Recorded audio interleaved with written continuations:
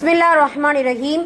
பாடம் 8 பால் அருந்திய பின் ஓதும் துஆ அப்படின்னு சொல்லிட்டு ஹதீஸில் வரக்கூடிய சில விஷயங்களை நம்ம பார்க்க போகிறோம்.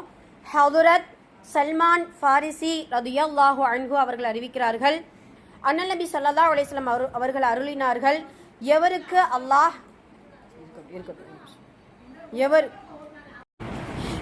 அல்லாஹ் பால் குடிக்க செய்வானோ அவர் இந்த துஆவை ஓதவும். அல்லாஹும்ம பாரிக் லனா ஃபீஹி வஸித்னா மின்ஹு.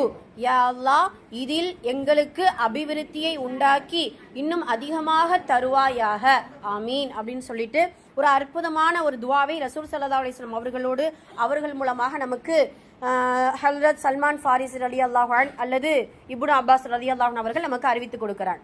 இந்த துவா எல்லாருக்குமே பாடம். சிறு பிள்ளைகள்ல இருந்து பால் குடிக்கக்கூடிய ஓதும் துவா சொல்லுங்க அப்படின்னா இந்த அழகா அந்த அற்புதமா அந்த துவாவை நமக்கு சொல்லி கொடுத்துருக்காங்க ரசூலுல்லாஹ், நாமளும் சொல்லிக்கிட்டு இருக்கோம் அல்ஹம்துலில்லாஹ். இந்த துவாவில் மறைந்திருக்கக்கூடிய சில விஷயங்களை நம்ம பார்க்க போறோம் இன்ஷா அல்லாஹ். அது மட்டும் இல்லாம பாலுக்கு மட்டும் ஏன் பிரத்யேகமா அல்லாஹுடைய தூதர் ஒரு அற்புதமான துவா சொல்லி கொடுத்துருக்காங்க அப்படிங்கிறதையும் குறித்து நம்ம பார்க்க போறோம். முதல்ல இந்த துவாவுக்கு பிரத்யேகமான சிறப்பு என்ன அப்படின்னா, அல்லாஹுடைய தூதர் எந்த உணவை குடித்தாலும் அதில் அதிகப்படுத்தி கொடு அப்படின்னு சொல்லிட்டு உணவை கேட்கவே மாட்டாங்க, பாலை தவிர. இப்போ நம்ம உணவு உண்ணும்போது சாப்பாடு சாப்பிடும்பொழுது ஒரு ஓதும் துவான்னு சொல்லிட்டு ஒரு துவா நமக்கு கற்றுக் கொடுத்துருக்குறாங்க. அல்லாஹும்ம பாரிக் லனா ஃபீஹி வ அத்இம்னா கைரம் மின்ஹு. அல்லாஹும்ம பாரிக் லனா ஃபீஹி வ அத்இம்னா கைரம் மின்ஹு. என்ன அர்த்தம்? யா அல்லாஹ், இது வந்து உணவு சாப்பிடும்போது ஓதும் துவா. யா அல்லாஹ், இதில் எனக்கு பரக்கத் செய். வ அத்இம்னா கைரம் மின்ஹு என்றால் இதை விட சிறந்த உணவை எனக்கு கொடு அப்படின்னு சொல்லிட்டு அந்த துவாவை வந்து ரசூல் ஸல்லல்லாஹு அலைஹி வஸல்லம் அவர்கள் நமக்கு ஓதி இருக்கிறாங்க.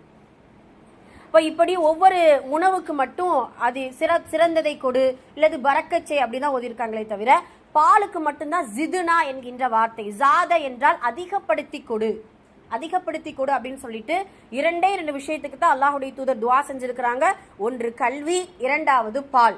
கல்விக்கும் பாலுக்கும் நிறைய தொடர்பு உண்டு. ஒரு நாள் நபி ஸல்லல்லாஹு அலைஹி வஸல்லம் அவர்கள் வந்து உமர் ரலியல்லாஹு அவர்கள் ஒரு கனவு காண்றாங்க. என்ன கனவு?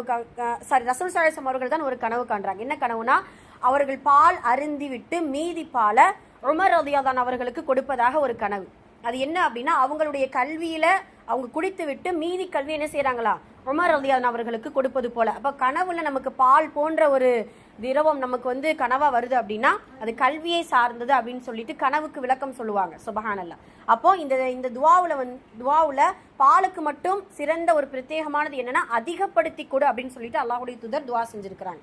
இப்போ பாலுக்கான தனி சிறப்புகளை குறித்து நம்ம பார்ப்போம் இன்ஷா அல்லாஹ். பாலுக்கு ஒரு 5 சிறப்புகள் இருக்குது. சுபஹானல்லாஹ். ஏன்னா பால் அப்படிங்கிறது பிறந்த குழந்தையிலிருந்து ரொம்ப வயதான ஒரு நோய்வாய்ப்பட்டு படுக்கையில் இருக்கக்கூடிய மனிதர் வரைக்கும் அந்த பால் உபயோகமாகும். சத்தான ஒரு உணவாக இருக்கு. அப்போ ஃபர்ஸ்ட் ஒரு சிறப்பு என்ன அப்படின்னா,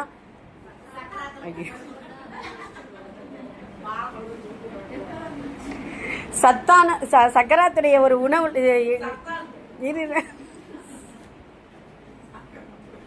ஜக்கராத்துடைய நேரத்தில் கூட சத்தான ஒரு உணவா நமக்கு கிடைக்கும். என்ன? ஆமா, ஹைர். சரி, ஓகே, ஹைர். அப்போ முதல் சிறப்பு என்ன அப்படின்னா, பால் என்கின்ற ஒரு ரிஸ்க், ஒரு உணவு நம்மளுடைய பசியையும் தாகத்தையும் நீக்கும். இப்போ தண்ணி சாப்பிட்றோம் இல்லை ஒரு ஜூஸ் சாப்பிட்றோம்னு நினைச்சுக்கோங்களேன், அது வந்து தண்ணி தாகத்தை மட்டும்தான் தணிக்கும். ஜூஸ் வந்து நம்ம தாகத்தை தணிக்கும் நினைக்கிறோம், ஆனால் அது வந்து அந்த அளவுக்கு ஒரு இதுவா இருக்காது, பசி எடுக்கும். ஆனால் பால் மட்டும் அல்லாஹு தஆலா எந்த அளவுக்கு குர்ஆன்ல சொல்றான்னு தெரியுமா? சாணத்திற்கும் அதே போல இரத்தத்திற்கும் நடுவில் பாலை உமக்கு நாம் கொடுக்கின்றோம் அப்படிங்கறத அல்லாஹ் சொல்றான். இதில் சிந்தித்து உணரக்கூடிய கூட்டத்தார்களுக்கு அத்தாட்சி உண்டு அப்படிங்கறத அல்லாஹு தஆலா குர்ஆன்ல நமக்கு சொல்லி காட்டுது. அது மட்டும் இல்ல, ஒரு ஆட்டுக்குள்ள 3 அறைகள்லாம் கிடையாது. ஒரு ஆட்டுக்குள்ள ஒரே இதுதான், அதுக்குள்ளதான் சாணம், அதுக்குள்ளதான் ரத்தம், அதுக்குள்ளதான் பால். சாணம் எங்க வெளியாகணுமோ அங்க அதனுடைய வழிகளில் வெளியாயிரும். ரத்தம் வந்து அதனுடைய நரம்பு பகுதிகளில் எங்கெல்லாம் போய் சேரணுமோ அங்க போய் சேர்ந்துடும். அதே போல கறக்கக்கூடிய அந்த நேரத்துல பாலாக நமக்கு வருது. அல்லாஹ் இப்படி சொல்றான் தெரியுமா? அந்த பாலில் ரத்தத்துடைய கலரும் இருக்காது, சாணத்துடைய வாடையும் இருக்காது. அல்லாஹ் மதுரமான தூய்மையான பரக்கத்தான பாலை உமக்கு நாம் கொடுக்கிறோம்.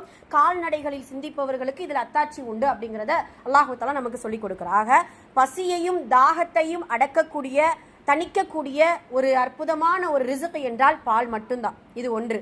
ரெண்டாவது, நோய் நிவாரணத்துக்கான அற்புத மருந்து.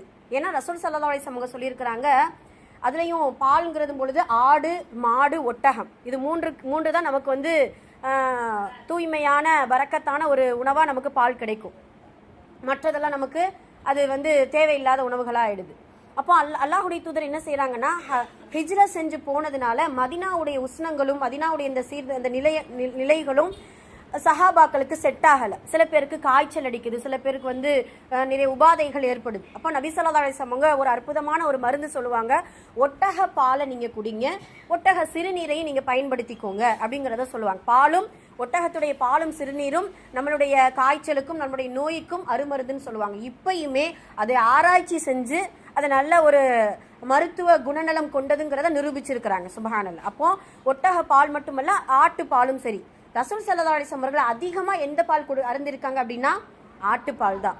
அதே போல நபி ஸல்லல்லாஹு அலைஹி வஸல்லம் அவர்கள் அதிகமாக கறந்ததும் ஆட்டுப்பாலை தான் அதிகமாக கறந்திருக்கிறாங்க. சுப்ஹானல்லாஹ். அப்போ இரண்டாவது சிறப்பு அதுதான், நோய் நிவாரணத்திற்கான அற்புதமான ஒரு ரிசுக், அற்புதமான ஒரு உணவு என்றால் பால் அப்படிங்கிறத நம்ம புரிஞ்சுக்கிறோம். 2 சிறப்புகள் சொல்லியாச்சு. மூன்றாவது, நபிமார்கள், இறைநேசர்கள், வறுமையில் வாழக்கூடிய மக்களுக்கு அடிப்படை உணவாக இருந்தது இந்த பால் தான். சுப்ஹானல்லாஹ். நபிமார்களுடைய வாழ்க்கையில அவங்களுடைய வாழ்நாளை எதை கொண்டு கழிக்கிறாங்க அப்படின்னா, பால் குடிக்கிறதுக்கு பால், அல்லது பேரித்த பழம், அல்லது காய்ந்த ரொட்டிகள், இதை கொண்டுதான் நபிமார்களுடைய வாழ்க்கை கடந்திருக்கு. அதே போல இறைநேசர்களும் அப்படித்தான். அதே போல அல்லாஹு தஆலா எப்படி சொல்லி காட்டுவான் தெரியுமா, கறக்கக்கூடிய மனிதர்களுக்கு தோதுவா இந்த பால் நமக்கு கிடைக்குமா. இப்போ உதாரணமா ரொம்ப குளிரான நேரத்தில் அந்த பாலை கறந்து குடிக்கும் பொழுது வெதுவெதுப்பான தன்மைகளை கொண்டு நமக்கு என்ன செய்யும், அந்த பால் நமக்கு கிடைக்கும். சுப்ஹானல்லாஹ். இப்படி அல்லாஹு தஆலா அந்த நபிமார்களுக்கும் இறை நேசர்களுக்கும் ஏழைகளுக்கும் அடிப்படை உணவாக இந்த பாலை ஏற்பாடு செய்து கொடுத்திருக்கிறான் அப்படிங்கிறது இது மூன்றாவது சிறப்பா இருக்குது. நான்காவது சிறப்பு, சுப்ஹானல்லாஹ், இந்த பால் என்பது சொர்க்கத்துல சொர்க்கவாசிகளுக்கு கொடுக்கப்படக்கூடிய பானங்கள்லேயே ஆகச் சிறந்த ஒரு பானமாக இந்த பால் கொடுக்கப்படுமா. அந்த பால் சுவைகள் மாறாத, நிறங்கள் மாறாத பரக்கத்தான ஒரு உணவாக சொர்க்கவாசிகளுக்கு கொடுக்கப்படும் அப்படிங்கிறத அல்லாஹு தஆலா நமக்கு சொர்க்கவாசிகளுடைய அந்த பட்டியல்களில், உணவுடைய பட்டியல்களை இந்த பாலை நமக்கு சொல்லிக் கொடுக்கிறார். ஆக இந்த உலகத்தில் பிறந்ததிலிருந்து இறக்கக்கூடிய தருவாய் வரைக்கும், அதே போல சொர்க்கத்தில் நுழைந்தாலும் கூட இந்த பாலுடைய அந்த சந்திப்பும் இதனுடைய தொடர்பும் அவ்வளவு சிறப்பானதாக இருக்குது அப்படிங்கிறத நம்ம பார்க்குறோம். அதே போல 5வது சிறப்பு, பாலை போன்ற பரக்கத்தான உணவு எதுவும் கிடையாது. அதனால தான் அல்லாஹுடைய தூதருடைய வாழ்க்கையில பார்த்தீங்கன்னா அந்த பாலுக்கு பல சம்பவங்கள் நம்ம கேள்விப்பட்டிருக்கோம் இல்லையா. ரசூல்லா ரொம்ப பசியோடு இருப்பாங்க, சஹாபாக்கள் பசியோடு இருப்பாங்க. நபி ஸல்லல்லாஹு அலைஹி வஸல்லம் அவர்கள் ஒரு வீட்டுக்கு போய் அங்கேருந்து ஒரு குவளையில் ஒரு பால் கறந்து கொண்டு வர சொல்லுவாங்க. பால் கறந்து கொண்டு வர அபூ ஹுரைரா ரலியல்லாஹு அன்ஹு அவர்களை போய் திண்ணை தோழர்களை கூட்டிட்டு வாங்க அப்படின்னு சொன்னால் 4 பேர் 5 பேரா ஒரு மதரசாவே கூட்டிகிட்டு வந்துடுவாங்க. என்ன, நம்மளை போல பார்த்தீங்கன்னா சின்னதுலேருந்து வயசானது வரைக்கும், அந்த வயசானவங்க வரைக்கும் அந்த மதரசாவில் இருப்பாங்க. கிட்டத்தட்ட அஸ்ஹாபு சுஃபா அப்படின்னு சொல்லக்கூடிய திண்ணை தோழர்கள் 80 பேர் 70 பேர் இருப்பாங்களாம்.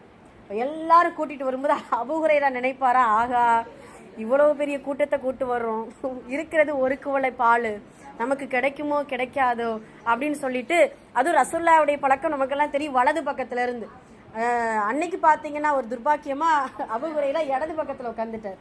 அப்போ ஒவ்வொரு ஆளா குடிச்சிட்டு கொடுக்க அபூ ஹுரைராவுக்கு அப்படியே பசி கிள்ளுது, அபூ ஹுரைரா ரலியல்லாஹு அன்ஹு அவர்களுக்கு. அப்போ கடைசியாக நபி ஸல்லல்லாஹு அலைஹி வஸல்லம் அவர்கள் அவங்க குடிக்கிறதுக்கு முன்னாடி அபூ ஹுரைராவுக்கு கொடுத்துருவாங்க. கொடுத்துட்டு எப்படி சொல்லுவாங்கன்னா, அந்த ஹதீஸில் வர்றது பாருங்களேன், மீண்டும் 3 முறை குடிப்பாங்க. மீண்டும் குடியுங்கள் சொல்லும் பொழுது அபூ ஹுரைரா சொல்றாங்க, என் கண்ணுல இருந்து தண்ணீர் வர ஆரம்பிச்சிருச்சு.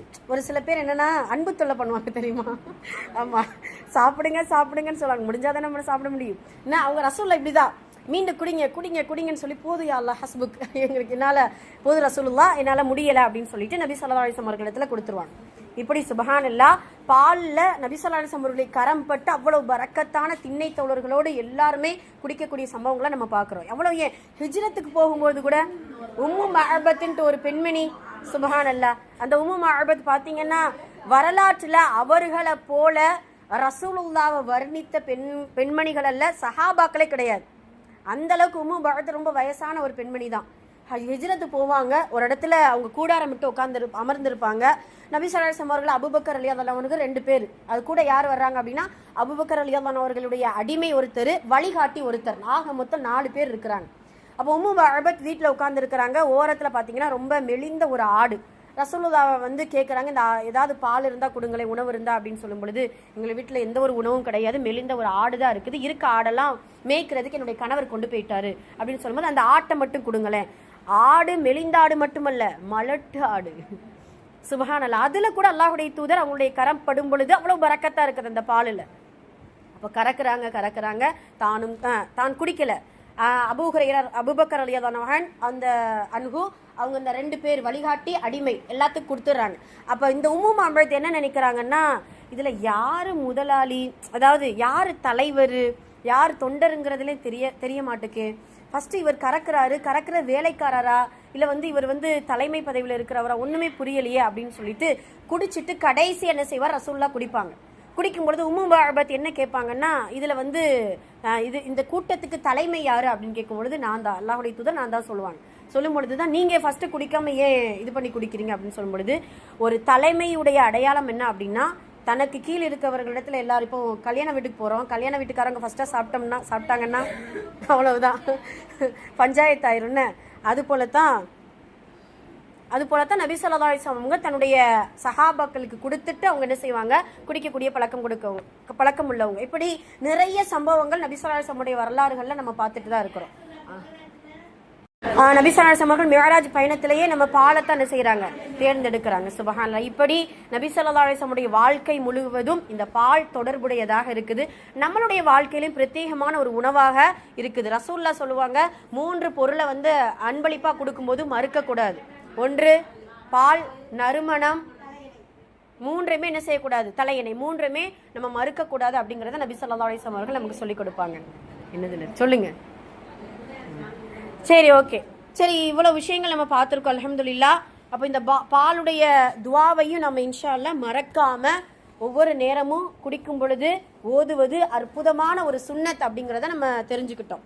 சரி, இந்த துவாவை ஒரு காட்ட ஓதி காட்டுங்க பார்க்கலாம். அல்லாஹும்ம பாரிக் லனா ஃபீஹி வஸித்னா மின்ஹு. யா அல்லாஹ், இதில் எங்களுக்கு ஆமீன். மாஷா அல்லாஹ். சரி.